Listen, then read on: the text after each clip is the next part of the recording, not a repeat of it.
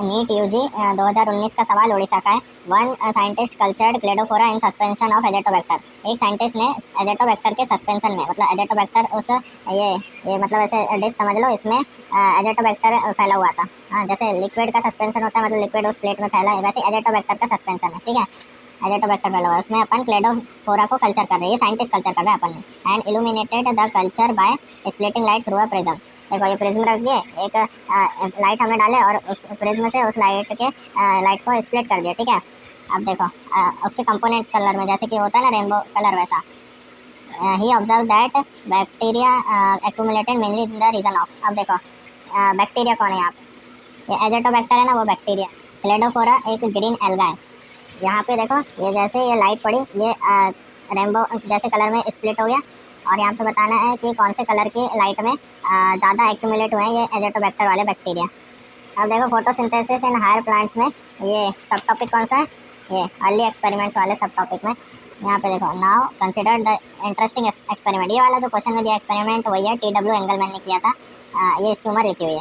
Using a prism he split light into spectral component. देखो उसने prism लिया, उसमें एक लाइट डाला, जिससे वो उस लाइट के स्पेक्ट्रल कंपोनेंट में टूट गया।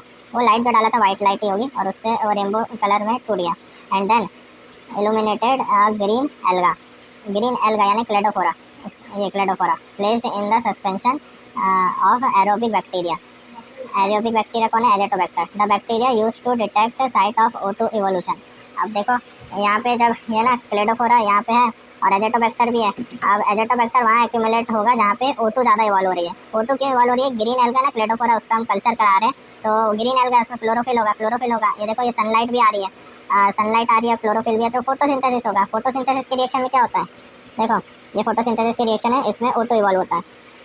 ठीक है, अब ये एरोबिक बैक्टीरिया है एजेटोबैक्टर, तो इसको O2 चाहिए रहेगा अपना जीवन चलाने के लिए। तो फिर the bacteria were use to detect the site of O2।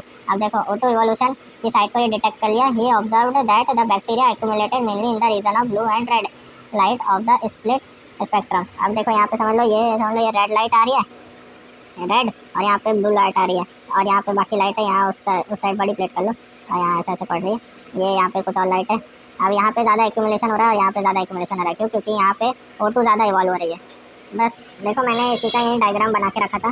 ये यहाँ पे देखो, ये रेड लाइट ऊपर से मतलब ऐसे लाइट छोड़ रहे हैं, यहाँ पे प्रिज्म है और वो स्पेक्ट्रल कंपोनेंट में टूट गया है, समझ लो। यहाँ पे रेड लाइट इंसिडेंट हो रही है, यहाँ ब्लू लाइट इंसिडेंट हो रही है, और ये है एजेटोबैक्टर यानी कि एरोबिक बैक्टीरिया का एक्यूमुलेशन। देखो यहाँ पे एक्यूमुलेट हो रहा है और एक ब्लू रीजन में एक्यूमुलेट हो रहा है। ठीक है, यहाँ पे ये रेड रीजन है, ये ग्रीन एल्गा क्लेडोफोरा, यहाँ पे इसका कल्चर करा रहे हैं। बस अब आंसर आ गया अपना, क्या है, ब्लू और रेड लाइट। तो ये लो आंसर लगा दो, blue and red light, fourth option correct.